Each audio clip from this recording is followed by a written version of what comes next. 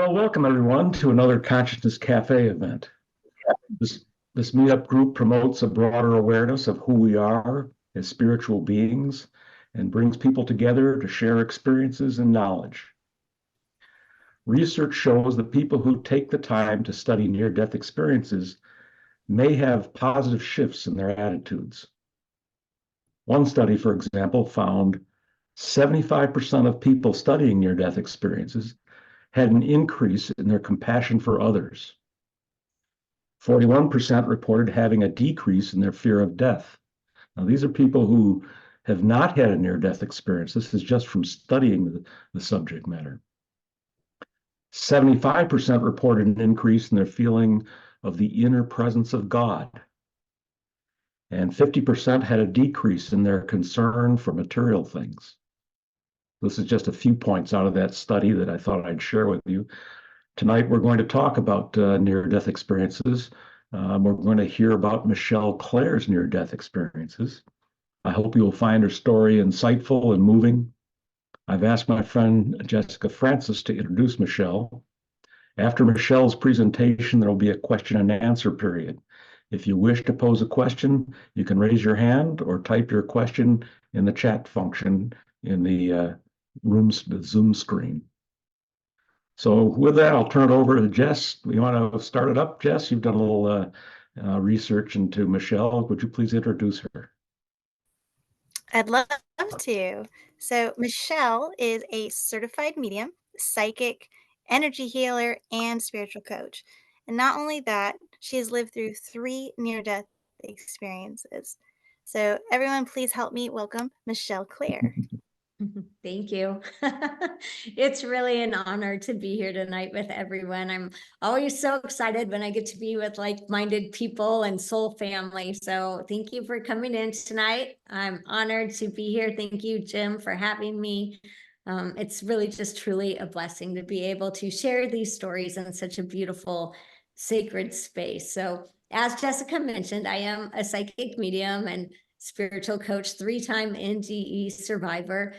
I would say this about my background a little bit. I did have some mediumship abilities when I was 12. When my grandfather passed, I started noticing them. But with each near-death experience, the capabilities became stronger until I got to the 3rd one, which was like, it's now. So and I'll explain that to you as we go through. I'm really excited to share this with you tonight. So my first near-death experience happened in April of 2000. And at that point in time, I was married. I didn't have any children. I was in a hospital visiting my sister-in-law, and she was in the hospital because she had had a baby that day. So we were all there. The family was gathered. Her RN happened to be one of my good friends from high school, which was fun too. So we are just there, really celebration mode. And I was in the hallway talking to her RN. And at that point in time, I had a massive seizure. And I don't remember the seizure. What I remember is talking to my friend. And then I am laying with my head in my grandma's lap. And my grandma had transitioned or passed away a couple of years before this. And I remember looking up at my grandma and just seeing the youngest, brightest, healthiest version of her that I could remember. And I remember feeling the timelessness, the unconditional love, very blissful. I was in this room, and this room seemed to have 4 white walls on it. But at the same time, each cell or molecule in these walls was alive and breathing, and it was also radiating this light and love. Everything in this space was radiating light and love. And as I laid there just really gazing at my grandmother, just so taken in by her presence, I noticed that next to her there was an angel, and this angel appeared to be about 12 feet tall.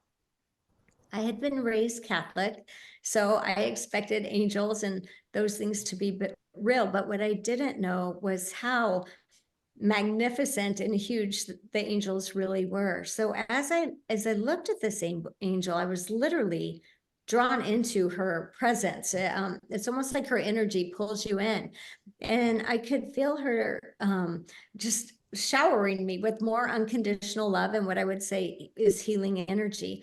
And at one point in my mind, I thought, what is your name? And she answered me. She said, my name's Madeline. I'm your guardian angel.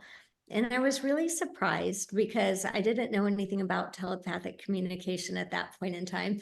So it was a little bit just jolting in a good way, but surprising way for me. As I'm laying there looking at her standing above me, I went to look for her wings because I was really raised to believe that angels have these feather wings, like these beautiful statues behind me. And as I went to look at her wings, what I found is they were actually made of light, and they were kind of iridescent and translucent. They moved like the aurora borealis across the sky. And I remember trying to follow them with my gaze to see where they ended. And they actually almost seemed to span across eternity. There was never a point where I didn't see this light coming out from them. And in this timeless space with this love, this bliss, I was literally just soaking in it, not wanting to leave, not worried about a single thing in the world. And the next thing I know, I hear someone yelling, code, code, code. And I am shoved back in my body. And it felt like I had just fallen out of a 10-story building. I remember feeling like a heavy, hard fall. But I actually don't think that was when my body hit the ground, because I know they were already calling code on me. It was just the energy of my soul coming back into my body. It felt heavy. It felt dense. My arm felt like it weighed 500 pounds. And so I had stopped breathing. And since I was in the hospital, they had already called the code team. At that point in time, they admitted me, and what they decided was I had had a seizure. So I've never had one before that and never had one since then. So they never could pinpoint what caused that. And I've never had another one. There were a lot of lessons that I learned in this near-death experience. One of them was that angels are real. I believe they were, but actually seeing one and seeing the size and the presence and feeling that unconditional love, it's truly different. I learned about their wings being made of light, not feathers, as we would like to see it. I really learned also about the unconditional love that is available to all of us. And that is something that I think is really important to touch on. When I arrived in this heavenly realm, there was no one judging me. There was no one who said, oh, Michelle, you shouldn't have done this, or you did that, or you were mean to your sister.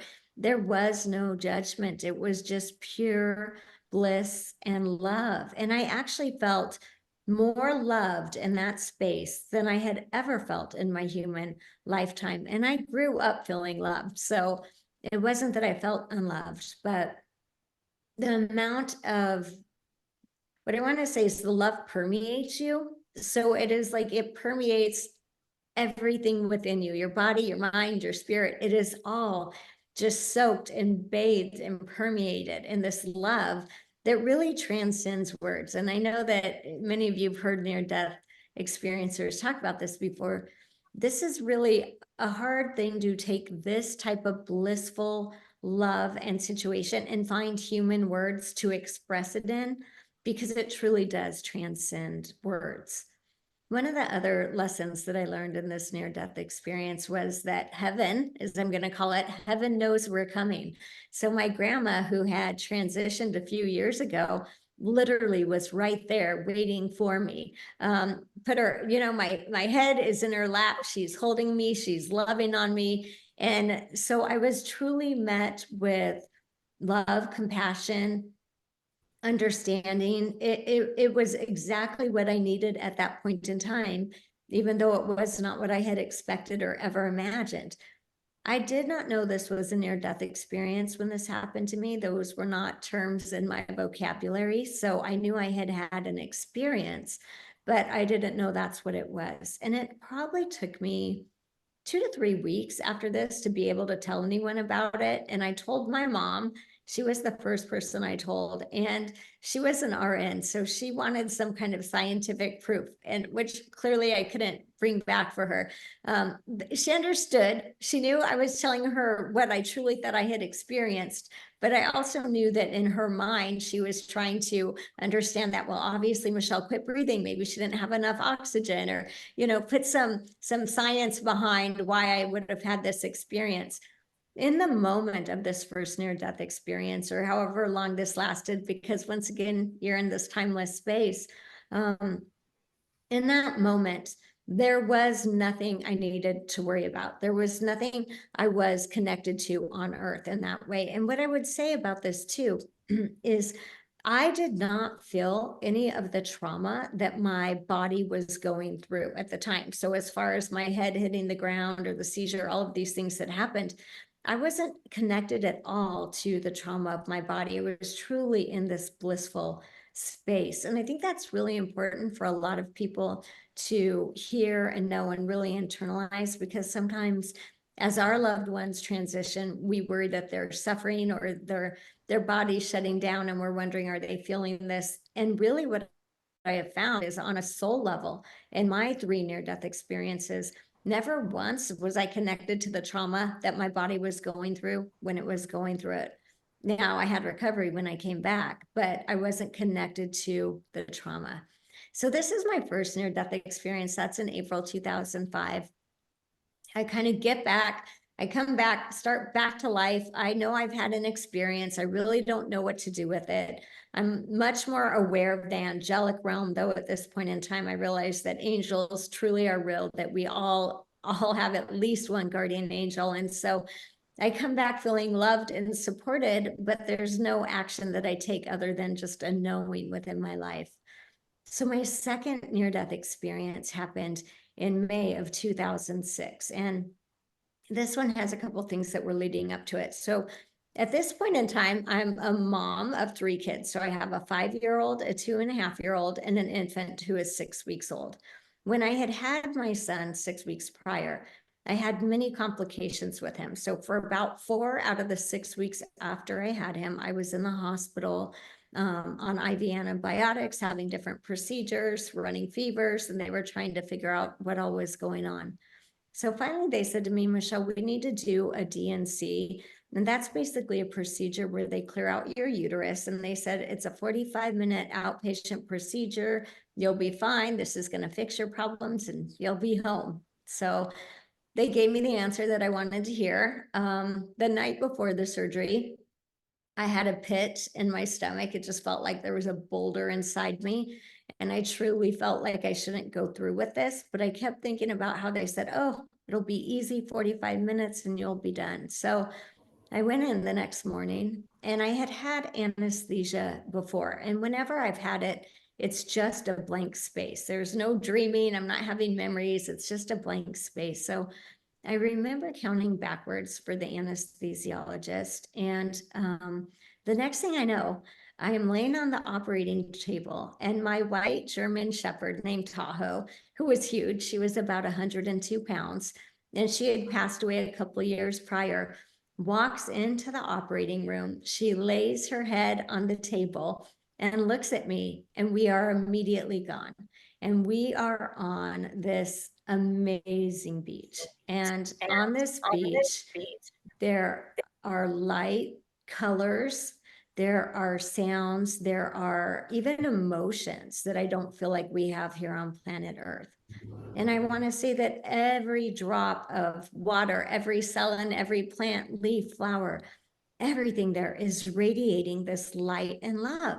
And it comes from within. It comes within every drop, every leaf. When I see, sometimes when I'm out walking and I will see trees and the sun gets right behind them just in this perfect way, and each leaf seems to light up from within, that was the way it felt where I was. And I was again in this blissful, timeless space, unconditional love. I am with my dog, who looked like she was about 2 years old.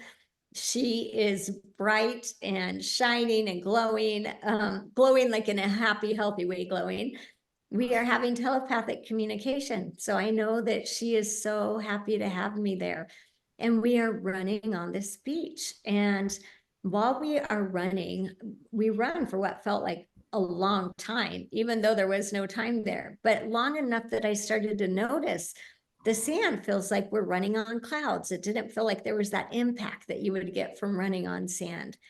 I start to notice that I'm not hot or tired or thirsty. And so I just become aware of this. Now, one of the funny things about this near-death experience is that I personally hate to run.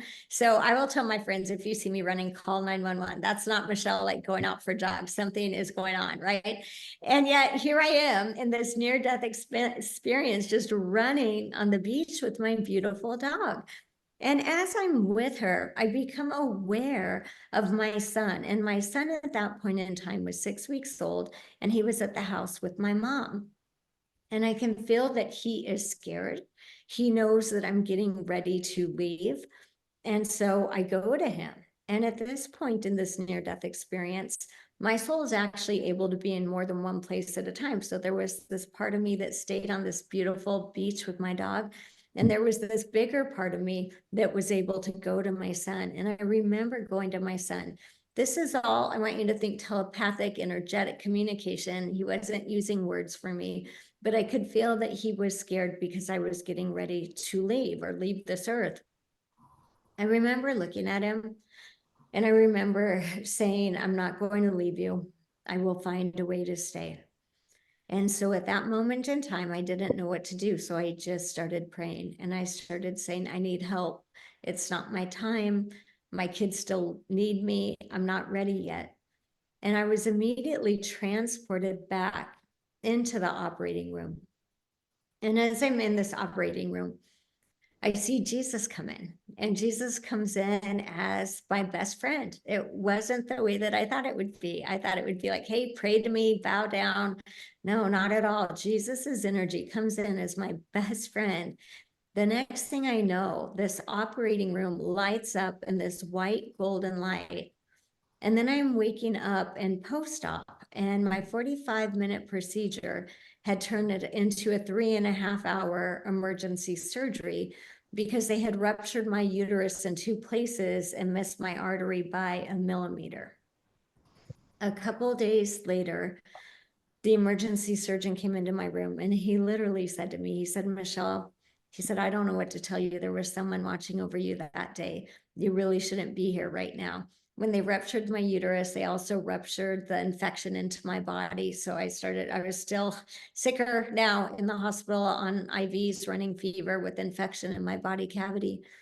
And I remember there was one day in this process after I had gone through that near-death experience where I kind of thought I might die. And this was during the healing part of it. This wasn't during the experience itself, because in the experience, I was praying to live. And then I got out and my body had so much trauma. And I remember there was this peace that just came over me where I actually had this knowing that if I died, somehow it was all going to be okay. I wasn't afraid of it. I didn't want to leave my kids or my family, but I remember just having such peace about like, oh, I know where I'm going. I know that it's going to be okay. I know I'm not going to be judged. I still want to raise my kids, but I wasn't sure. And actually the doctors weren't sure what that looked like at that point in time. So that was really my second one. And there were so many lessons also that I learned in that one. One of my favorite is that our animals go to heaven. So being raised Catholic, I remember being in first grade when my dog died, and my Sunday school teacher told me my dog hadn't gone to heaven. So the fact that my beautiful white shepherd was the first one to greet me in that near-death experience really just brings my heart joy. So I know that our animals go to heaven. There is this other part about this near-death experience where we are all warmly embraced with this unconditional love. And so I was able to see this in a different way because the second experience was so different from my first. And yet that unconditional warm love, that embrace, that you're perfect exactly as you are energy that exists in both of those experiences. And in this one, I really realized that our souls could be in more than one place at a time. I had never actually even thought that was possible before. So it opened up my mind to that. I learned that Jesus is real because I saw him actually walk in as my best friend and be like, hey, I'm here to help you. And I had already believed that Jesus was real, but seeing him and being in his presence versus being raised in a religion are two very different things. I would like to say this: when Jesus came in, he didn't judge me. And I think that's going to be a reoccurring theme for so many people. I wasn't told I was bad or good or anything. All I knew is that I was loved beyond measure. And I think that's really important for each of us to internalize as we're moving through this. So that was my second one, which was in 2006. So then my third one happens in November of 2011. So for people who like numbers, that happened on 11/1/11. There are lots of ones in there. And at this point in time, my kids are 5, 8, and 10. And my oldest one was in an after school program. So at my house, I have 14-foot ceilings, and 12 feet off the ground, I have battery operated candles. It's not uncommon for me to just get out the ladder, climb up there, change the batteries, and then go around, with whatever else I need to get done. So this day, the younger two were at home, and we were getting ready to go get their sister. And I literally had just said to them, after I put this candle up, we're going to go get Ashley. I remember climbing up the ladder, and as I got to the top, I felt it start to shift. And at that moment, all I could think was, this is going to hurt. I was literally catapulted out of my body. I was turned around in the air, facing my body and the ladder, which were suspended in the air, kind of like a freeze frame in a movie. They were just stuck right there. And I was standing with these three people that I did not know, but they felt like really close family or friends. I felt like they knew me inside out. One was an Asian man, one was an Egyptian woman, and one was a Hawaiian man. And as I stood with them, looking at my body and the ladder suspended in the air, once again, I'm embraced by this unconditional love, this timeless space, joy, just all of these amazing feelings. As I'm standing there looking at this, they say to me, what do you want to do? Do you want to stay or do you want to go? And I'm trying to understand how I felt like I had forever to decide what I wanted to do.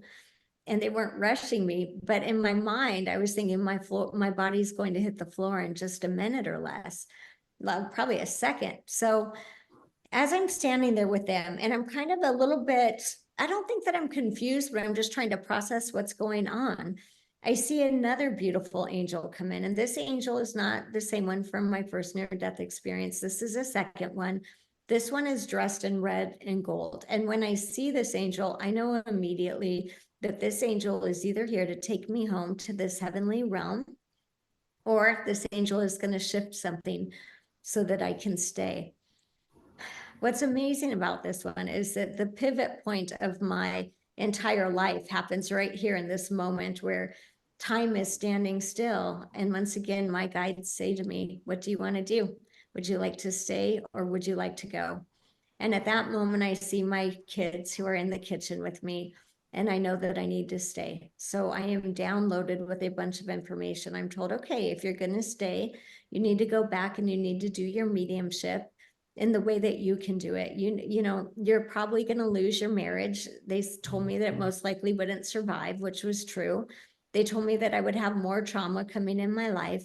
And I actually remember being in this unconditional love and heavenly space and saying, okay, I can handle it. Send me back in.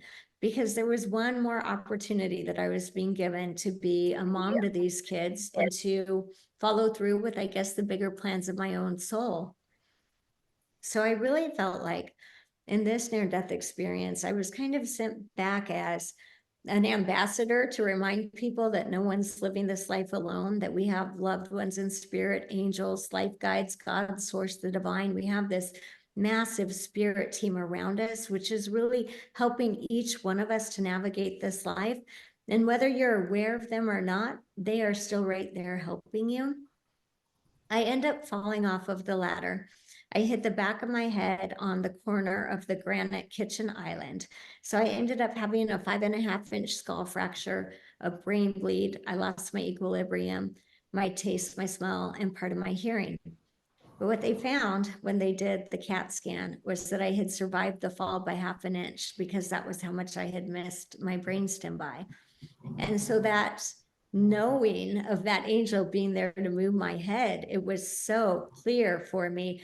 And I remember immediately coming out of that, when I started waking up and was at the hospital, I remember always saying, an angel moved my head, an angel moved my head. It was so clear to me. And another thing that we often hear from NDEs is how that is more vivid and more real than this. And it was. All of my near-death experiences are. So as I moved through this, there were other blessings that happened. My brain bleed stopped on its own. I didn't have to have brain surgery. So I have a lot of blessings that happened in that way. My soul was not in my body when it hit. I have no memory of any pain or anything like that. I had a lot of trauma afterwards and a lot to work through physically once I came back in. But I always knew that I was going to be okay. And I remember the first hospital they took me to when my husband got there. They were really scared because they didn't know they were going to need to send me on to a trauma unit and change my hospital. And I remember when he came in at that time, at some point I was able to say to him, I'm not going to die. Like, I had this clear knowing that I was not leaving, that I had made a choice to stay, and I was kind of committed to it now. And even though that's not what maybe everyone else was saying, it was this knowing that was within me. So here's a side note to this whole story. This happens on 11/11. I'm in the hospital for about 10 days, and then I come home and I have a lot of trauma. I have 15-foot hallways, left to right. I'm bouncing off them. I have no equilibrium. I can hardly stand up by myself. So I have a lot of trauma that I'm going to work through. By the end of January 2012, my son, who had opened the door for the policeman and had tried to call 911, he was 5 years old, was starting to get depressed because he was telling people he hadn't done enough to help me. He would tell that to me, to my mom. He would say, I didn't need to be there. Sophie could have made the call without me. And we would say, Josh, you opened the door for the policeman. You did help. And there was really nothing we could say that was going to shift his feeling of worthlessness, I guess is the word, around this. So the end of January in 2012, my grandfather, who had passed away when I was 12, came through to me in this massive mediumship visit. So this is my first big mediumship visit since my head injury. He comes in, he's standing in my kitchen, and usually as a medium, I don't see spirit this way, but I did with him. And the first thing I say to him is I say, it's been so long since I've seen you. And he looked at me and he said, I knew it would seem like that to you.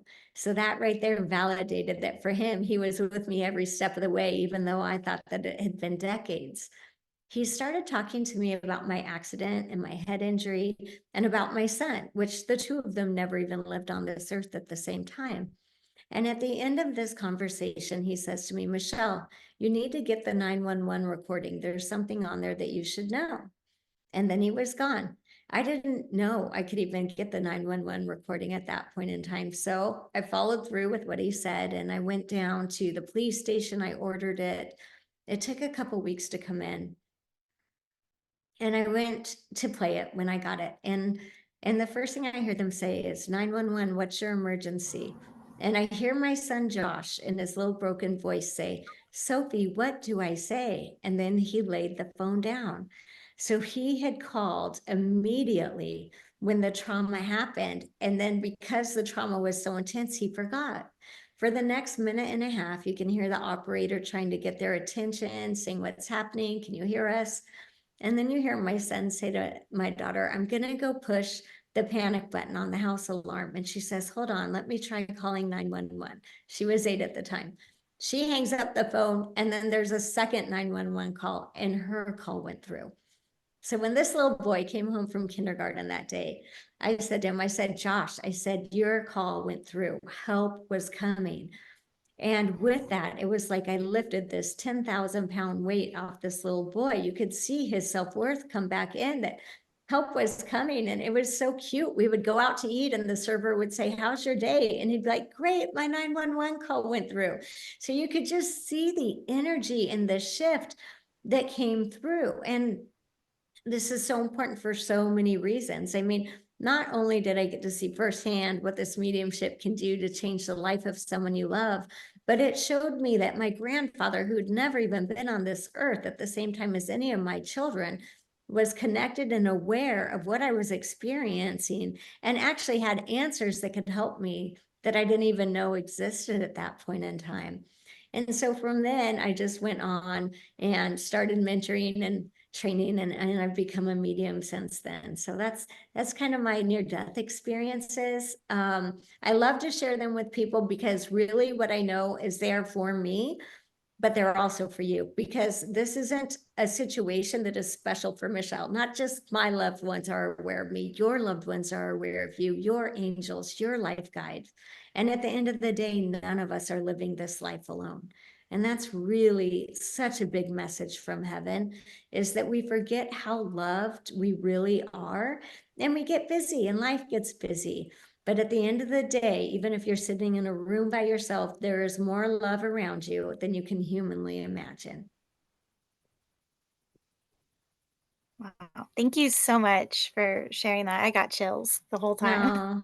No, you're so welcome. It's always an honor to share those because it's such a big deal for us to know this. And I think I like to always say also, no one dies alone. Not only are we not living life alone, no one dies alone. So even if you're in the middle of the Sahara Desert, you still have your loved ones in spirit, your angels and your life guides right there to surround you and make you comfortable, and that we're not judged. One of the other things I like to share about these is that sometimes people get a choice to stay or go, but very often they don't. And I think it's really important for people to know that too. My understanding about that from my third near-death experience is that there are at least 3 levels that this decision is made on. The first is very basic. Number 1, can the body sustain life? Sometimes there is so much trauma to a body, that's it, like level 1, the decision's been made. The second level that I'm aware of is kind of, what is this soul's plan? Does this timeline need to continue? So for me, for example, if I had decided to leave, would my sister have stepped in and raised my kids or been that motherly figure that they need? And then that really, the highest level is there really is God's source, the divine.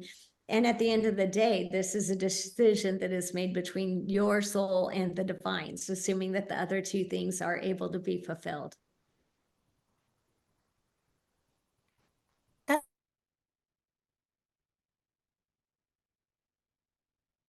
I can't hear you, Jessica. I don't know if it's just me. Let me see.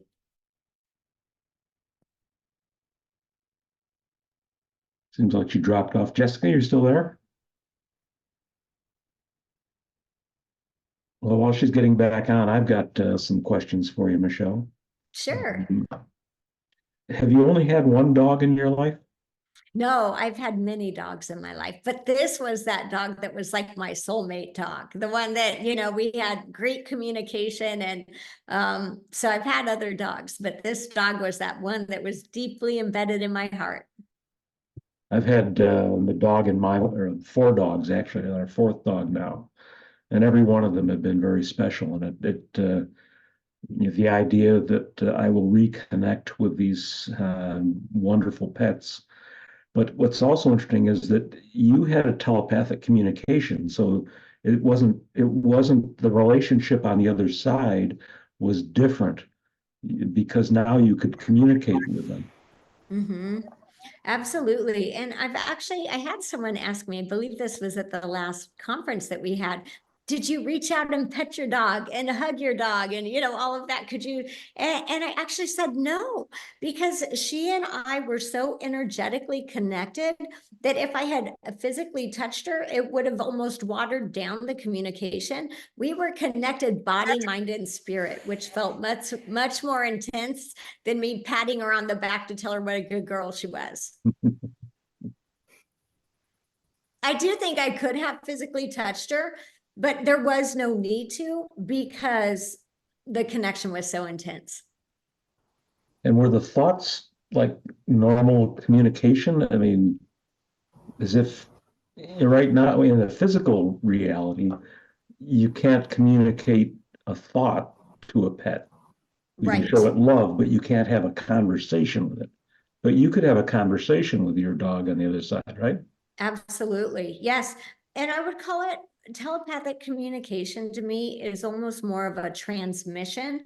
So it's a cleaner energy than having to use language, where we are almost imprinting thoughts, feelings, emotions all in one. And so, yeah, we were, because I was very clear. She didn't tell me in English, Michelle, I'm so happy that you're here. But I had no doubt she was so happy that I was there. It was this energetic telepathic communication. Mhm. Jessica's back. I think so, yeah. Mhm. Jessica? Can you hear me now? Yes. Yes. Oh, okay. Yay. I was wondering, in that space, did you feel desire to go back and finish things, or was it more that you were just open to either way? Like, was there a leaning one way or the other? Yeah. So I will tell you, I actually always, the only reason I felt a desire to come back was because I felt like my kids still needed me. For me, Michelle, I would have been happy staying there, right? And so that was my desire to come back, because in that second one with my son, I remember saying, I'm not going to leave you, my kids still need me, and being able to pray for that and bring in that energy. But in that third one, it was very clear to me that was really pivotal, because it was like, not only did I decide that I was going to come back, but now I was coming back with conditions and missions and new contracts. And that was like, okay, now I've got to figure out how to be a medium, and now I've got to figure out how to help people. And so that was really a different energy. But as far as for myself, I will be really honest with you. In that heavenly realm, I felt 100% complete for me. There was not a part of Michelle that said, oh, I'm really going to miss my kids if I stay here. No, because I felt like I was still going to be energetically connected to them. But did I know that my kids' life would change if I stayed there? Yes. But I wasn't going to feel like I was missing out if I stayed. That makes sense.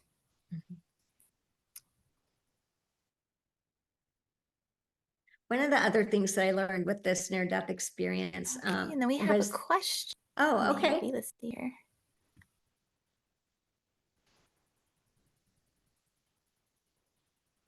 So Catherine's asking a question. She was missed the third level of the decision to stay or go.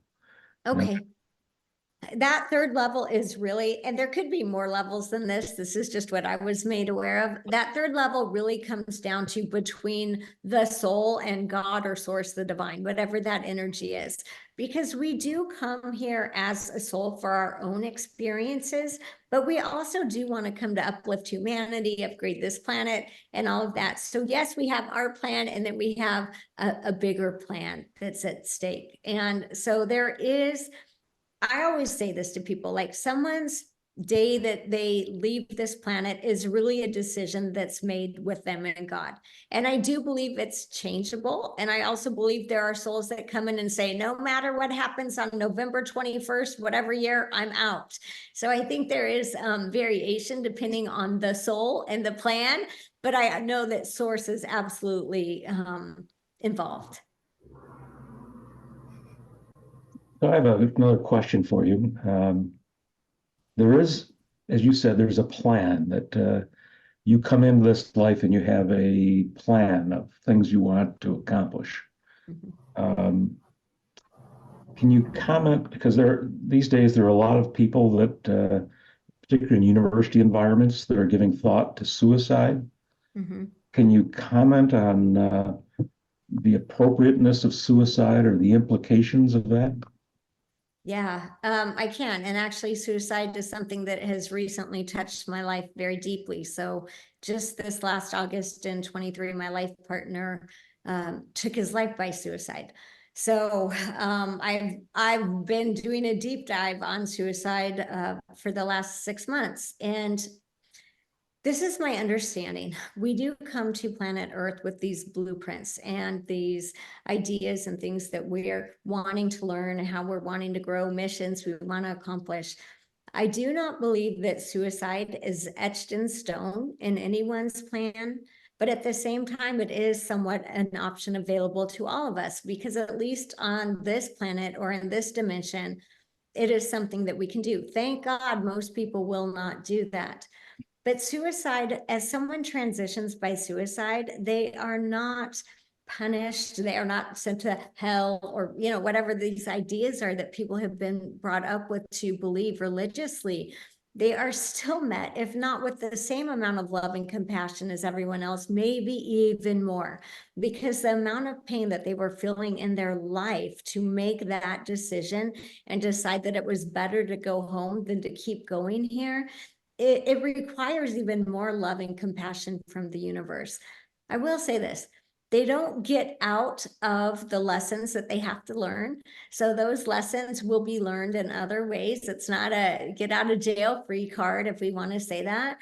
And then normally when somebody transitions by suicide, I'm going to use the word remorse. When they are ready to have that life review, they do see, oh, if I stayed longer, I could have helped that person, or I could have learned this lesson, or it was about to get better, or whatever these things are. They're able to see the whole picture. The other thing is, because we do have soul groups and we incarnate with each other, and I say, hey, you be my husband, you be my kid, we make these plans when we come in. If someone transitions by suicide, there are now gaps in what they said they would do in other people's lifetimes. So now in spirit world, they are having to go around and try to find other humans that are still in body on earth who will pick up the slack, make the pieces fit, or find other opportunities to fill in the gaps that they've left. Now, when we're going to talk about soul plans, I will tell you this. I'm just going to speak to mine and my life partners, because I can speak to this very clearly. I knew that he had depression, and I knew that there had been times in his life where he had thought about suicide. But at this point in his life, he was the happiest he had ever been. His ex-wife and daughters will say that. And there were no signs that it was coming. So whatever that split second decision was that he chose to make, as he leaves his body, he realizes that he's left it in a way that it cannot be reanimated. He cannot come back in. And so at that point in time, he is surrounded and met by his guides, his angels, his loved ones in spirit, and welcomed home to the light until he's ready to process other things. One of the things that I know from him, and not just from my own connection with him, but from other mediums and friends and information that I've been receiving, is that he actually stayed longer to be able to have this time with me and to love me. Otherwise, he would have transitioned earlier. So when I say, Michelle, why would I have chosen something so traumatic? The answer is, when I go to my soul plan, I chose to live through this type of trauma for 2 reasons. One, because in my marriage that was 25 years long, I had never felt that type of love before. So I said to him, I will go through that trauma if this is what happens, because it will be worth it to feel your love. And the other reason is that I am in contact regularly with people who've had loved ones that have passed by suicide because of my mediumship, and they're coming to me for readings or guidance. And I'm actually able to now stand in a space and completely understand their pain and let them know that they can heal from this, that their loved one is cheering them on. And that even though we have such devastating loss that we're working through, our loved ones are begging us to keep going. And there's nothing they want more for us than to see us be happy. So per my life plan, I know that this wasn't something that happened to me. I know that I agreed to it, but I also don't believe suicide's ever etched in stone.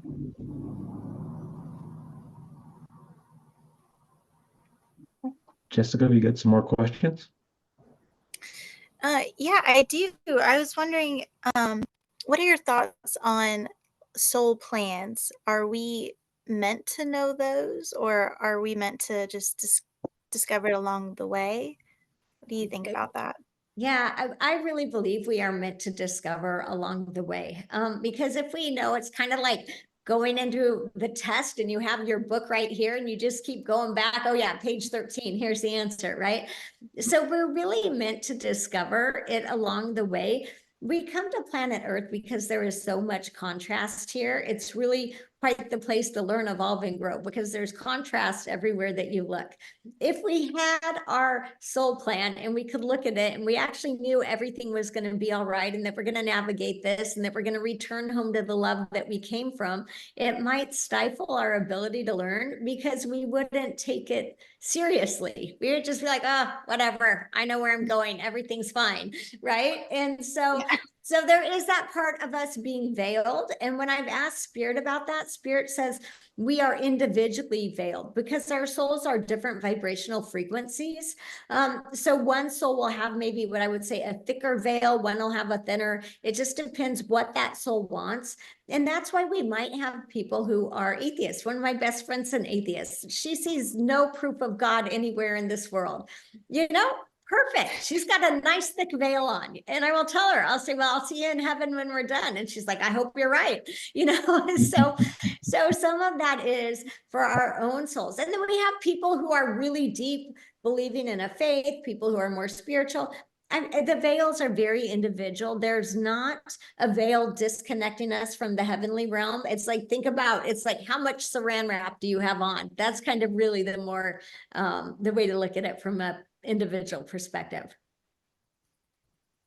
That's very interesting, and that makes perfect sense. It does. It does. We have so many different realities, you know, happening right here on one planet at a time. And a lot of that is because of the conscious level that they want to have or remember their connection to source. And I like to say this too, because I know that this heavenly realm or source, the divine, whatever word you want to use for God, is truly about love and compassion. That is how people are met and greeted. And so if she transitions to the other side and she's not ready to know there's a God yet, well, she's going to get met by grandma and mom and maybe her favorite dog or whatever. She will be eased into what she's ready for.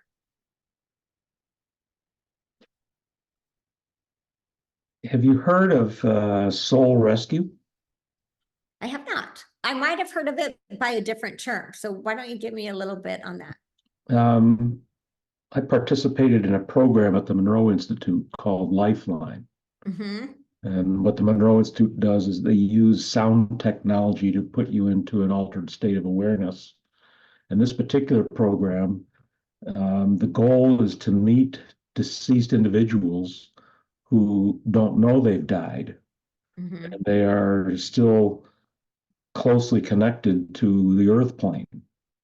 And the idea is if you can establish a connection with them, perhaps you can help them understand that they have died and it's time to complete that move to the other side. So have you heard of this before? I believe you and I had a brief conversation on this, but that is the only other time I've heard of it. Okay. Yeah. Well, I'll share what happened to that week program, at least one instance. One of the participants met a young man on the other in this altered state. He gave her his name and told her about the Civil War battle that he had just fought in.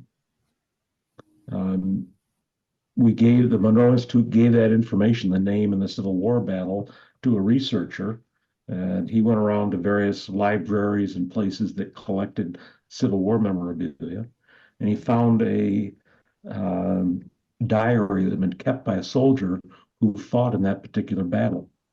And in that soldier's diary was a reference to his friend who had been killed in the battle, and the friend's name was the name that the woman in the Monroe Institute had come up with in this altered state.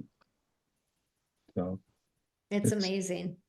I think, it seems to me that uh, your experiences of when you've gone to the other side, it's very clear to you that you were in a different reality. Um, you were greeted by loved ones. Your ability to pass into the other side was unimpeded. Um, but I suspect that there are others who remember reading about an out of body experiencer, because I think it really experienced out of body travelers go to the same realms. Mm-hmm. Um, and he came across two individuals that were being tended to by angels and others. These individuals were wrapped in seaweed and were wet, and they weren't conscious. Mm-hmm. He asked the question of the people who were attending to them, "Why? What's wrong with these people? Why are they this way?" And the answer he got was that they had died in a boating accident, and the realization that they had died, if it happened all of a sudden, would be somewhat traumatic for them. So they had arranged, these guides or angels had arranged for them to come into awareness uh, with the seaweed and water, so they could be told, they could understand that they had come from this water environment, and the transition to realizing that they had died would not be, they could bring them along a little more slowly. You see what I'm saying? Yes. Yeah, more gently. And Mm. I will, I'd like to share this. So in January, I had a shared death experience with a gentleman that I didn't know. And this is kind of what you're reminding me of as you're talking. So I was actually at the studio getting my hair done. This was, I think, January 2nd. And I was back under the dryer. My hairdresser comes back and she says to me, "Michelle, I just had to call 911. There's a man out there who's passed out in front of the store." So as I got up and was walking up there, I heard Spirit say to me, "Fentanyl overdose." So oh, okay, I know what's going on here. So I start walking up there. As I'm walking up, the police are pulling up, help is coming. But I see this man and he's cyanotic color. So he's that purplish gray. He clearly had not been breathing for quite some time. And I see the police come out and start working on him and giving him CPR and the Narcan and all of that. And so I feel his soul kind of hovering around me, because this was not an intentional passing. This was an oops. And he's a little bit confused. And so I start calling in the light, and I start calling in the angels. I start praying for him. I start praying for the first responders. At some point, they load him up into the ambulance and they're driving to the hospital. I'm back in my hairdresser's chair. This gentleman and I have now linked in. So I actually feel like I'm in this ambulance with him, and I can feel them giving him, shocking him, his heart, to try to get him going again. And I literally felt like I was riding in there. Luckily, when I say I could feel it, it wasn't like I was feeling the intensity that they were doing it at, but I had this very strong, I'm wanting to use the words like vivid awareness of what was happening in each second on that ride. At one point in time, I just feel him gently disconnect and go into the light. So I don't have proof that he didn't survive it, but I felt his soul let go. But at that point in time, even his ability to find me in that area, and for me to be able to, I did know what was happening because I was familiar with shared death experience, thanks to IANS and, all of that. So I knew what was happening. I didn't know that he was going to go or stay. I just knew that he needed support and help and love. And the same with the first responders. And so, but it did actually end up feeling as though he transitioned. Mm-hmm. Yeah. I've also had a shared death experience with my dog, and I'll share that too. A few years ago, I had another different white German Shepherd, and she had to be euthanized. And so we had the vet come out to the house, and this is Michelle in my pajamas on the floor, crying, hugging her. There's no part of me wanting to be a medium or trying to, do anything except just be human and be in deep grief at this moment. And the vet went ahead and administered the anesthesia to her. And at one point, I gently felt her soul just disconnect. And I like to say it felt like a feather in the wind, like the movie Forrest Gump, how we always see this, this feather just gently floating by. And as it disconnected, and it was amazing how almost every part of my body was feeling that too. I was actually having this physical shared death experience with her. I heard my mom, who had already transitioned, say to me, I have her now. And then about 30 seconds to a minute later, the vet said, okay, her heart stopped beating, she's gone. But I was actually not looking for that and able to share that beautiful experience with her. And so I'd like to say that to people too. Just because a human might pass in a traumatic way, that gentleman who was from the fentanyl overdose, he was a little bit unsure of what was going on, like on a soul level, because he wasn't planning on leaving, but he wasn't scared and he wasn't connected to his body or the pain or the first responders, whatever they were putting him to. He was absolutely still in this beautiful space. And I like what you said, Jim, because that's my understanding from spirit too, that everyone is always, once our souls leave our body, while we're in our body, we have our spirit team. And once our soul leaves our body, if we don't go directly into the light, there are always beings of light holding that space around us, whether it's your angels, your life guides, or your loved ones. There's another observation. I'm thinking about particularly younger people who are experiencing stress in their lives and maybe wondering about, is suicide a way out? Mm-hmm. You talked about having soul plans, and while we aren't aware of those plans while we're in the body, there are plans that we're living up to. I know in my life, I can look back and at the times that I had the most difficulties were the times that, in retrospect, I learned the most and I grew the most. Mm-hmm. So, from a human perspective, we can look at the trials and tribulations we go through and say, boy, it's awful, isn't it?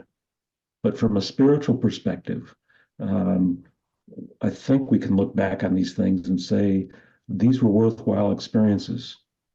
So, the idea of taking your life is truncating your ability to have these valuable lessons. And I've heard it said that if somebody does take their life and they have lessons that they intended to learn that they didn't get a chance to learn, they're probably going to have to come back in another incarnation and experience those challenges.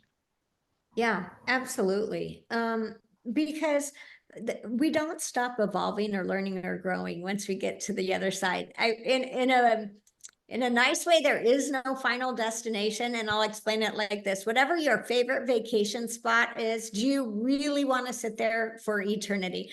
Probably not. At some point, you're going to be like, is there a new restaurant in town? Is there something else we can do? Like, you're going to want. So whatever that is. So because of that, this is how that heavenly realm works too. So it's not, you might bypass that moment or this period of time in the human experience, but you're right. The lessons that we have to learn are still going to be there. And in some ways, now we're going to have more lessons to learn because we kind of aborted the mission before it was complete. Mm-hmm. But I just want to reiterate, it will be done with loving compassion, but you don't get to bypass the lessons. You don't go to hell because you committed suicide. No, I want you to think of it like this. It's like graduating from high school. Maybe you dropped out your sophomore year of high school. You can still go to the graduation on the football field and watch everyone graduate, but you're not getting the diploma. Mm-hmm. Right. And so that's kind of the energy around it. It's like, okay, you can still be here, but we all know you didn't get your diploma. But come to the party, have snacks, enjoy, but we all know this, and so at some point you're going to say, dang it, I want my diploma or I want my GED or whatever that is. And you're going to choose to come back in and give it another opportunity. It's a really beautiful way to look at that. Thank you. We have another question. Can pain be part of a soul plan? Is there a purpose to intense pain? Okay, pain, I guess it could be part of a soul plan. Here's one thing that I know about the universe and everything. Like, I can never rule anything out. There is no one size fits all. So pain could be part of a soul plan, but on that, there's got to be a bigger scope for it. So it's not like I'm just going to feel physical pain to feel physical pain. It's going to say, I'm going to feel physical pain because then what? I'm going to learn how to take care of myself, and I'm going to go to the doctor and get meds, or I'm going to work out, or I'm going to, there's going to be another reason. No soul would, there's no point in coming in just to feel the physical pain. I knew a healer from Western North Carolina. Some people who are on here tonight have probably heard this story before. His name was Vaughn Boone. He was a remarkable healer. Wrote some interesting book called Angels at Work. But one of his healings he told me about was a relatively invalid man who was dependent upon his wife for his care. Um, Came to him and asked if he could give him a healing that might give him greater independence. He didn't want to have to be a burden on his wife. He wanted to take better care of himself. So Vaughn told him to be in bed on a certain day at a certain time, and he would call on the etheric surgeons to see what he could do for this man's condition. And Vaughn said he always started one of these sessions with a prayer asking for only the highest and best good, that he and the etheric surgeons would be an instrument of the highest and best good. So he went through this process. The man had a remarkable improvement in his health, but it only lasted a week. And he reverted back to the way he had been. So I asked Vaughn, why do you suppose that was? Why didn't this healing stick? And Vaughn said, well, I don't know that I have a definitive answer for that, but the possibility is that this husband and wife came into life to experience this dependency relationship. And when I and my etheric surgeons got in the way of that, it wasn't in his highest and best good to be healed. His highest and best good was to experience that dependency relationship. And that's why he may have reverted back to what it was.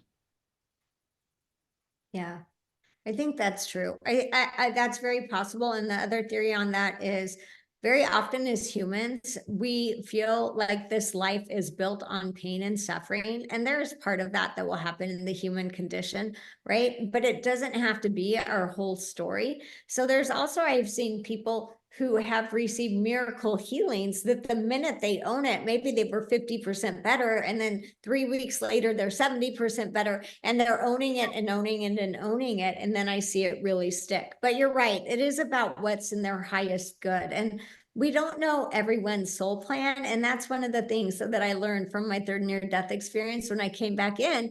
Instead of maybe looking at my sister and saying, oh my gosh, why is she dating another guy just like the last one? We know this isn't going to work. I would look at her and say, I wonder what her soul's trying to learn here, right? And so there is a bigger lesson at play here than what our humanness is seeing.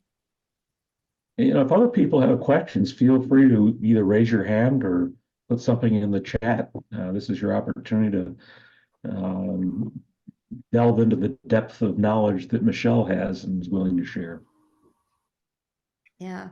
When I fell into the story you were telling me about, there is one thing that I'm also feeling about that. I don't know that a soul has to experience that for 100 years or whatever the lifespan is to get that whole lesson. Sometimes, very often in life, we learn things quickly. I don't have to, have 100 car accidents to say that's a bad idea. Usually one fender bender's enough, right? Yeah. So when we think about our soul, also think of that as infinite intelligence. So when I hear that story, I would say, yes, there's truth in it, but then I also feel like there were other things going on when I fell into it energetically. Now, I did have a question. With your third experience, there were the three individuals there.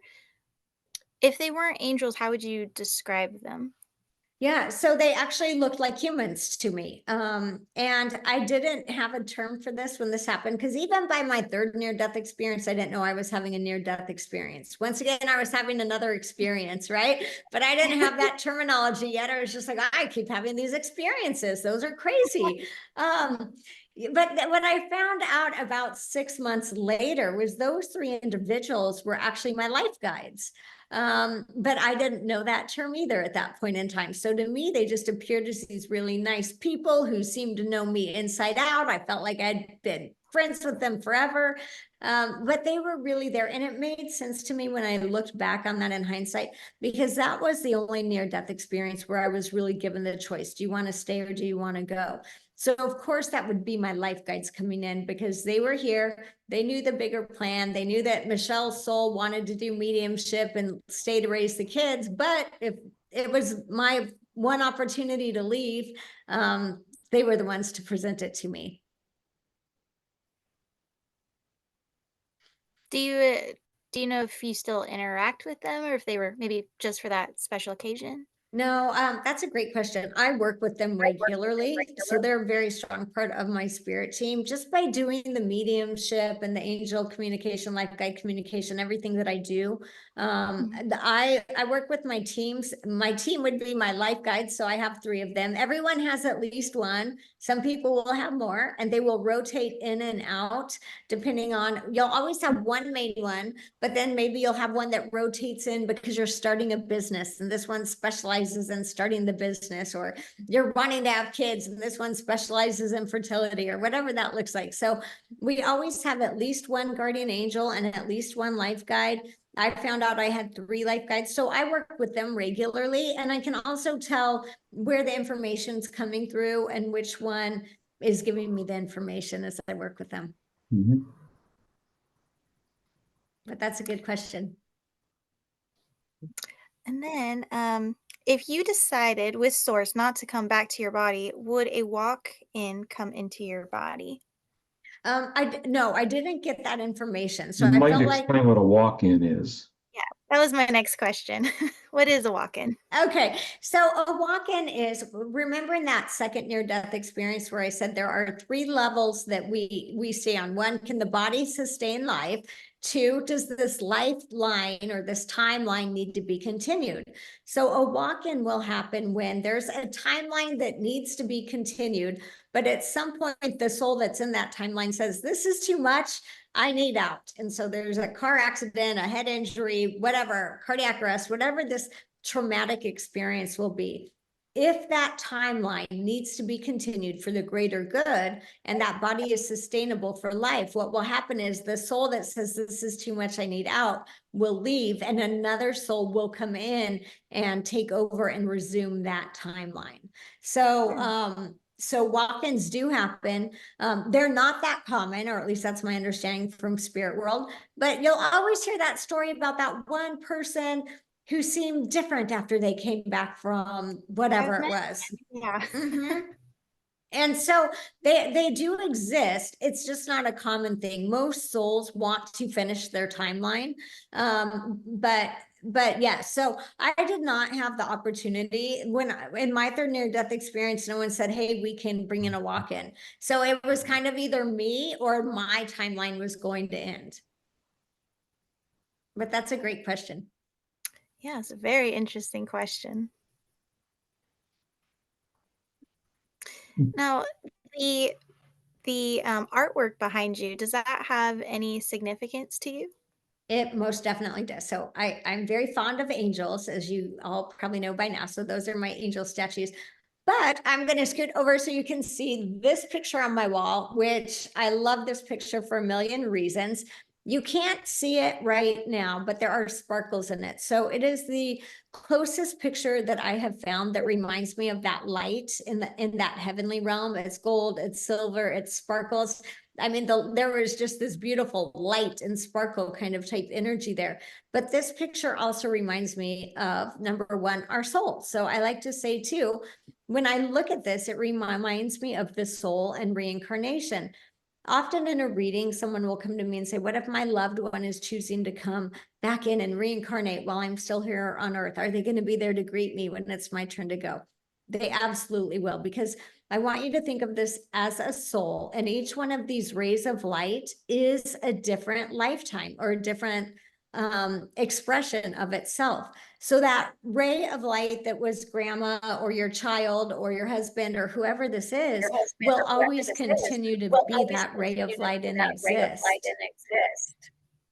And then I like to think of this also as the one, as far as source or the divine, because what happens with that is each one of us is one of these rays of light that feed back into source. And that's where people say we're all one. We all come from the oneness, we'll return to the oneness. Yes.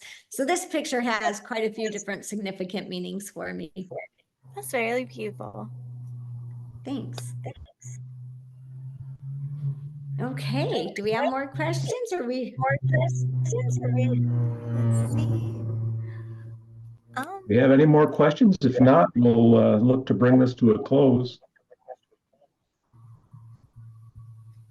I hope everybody's gotten something out of this. I know this is the second time I've heard Michelle talk, and she's added a little bit of more substance to it from the first one. So sometimes questions that get asked.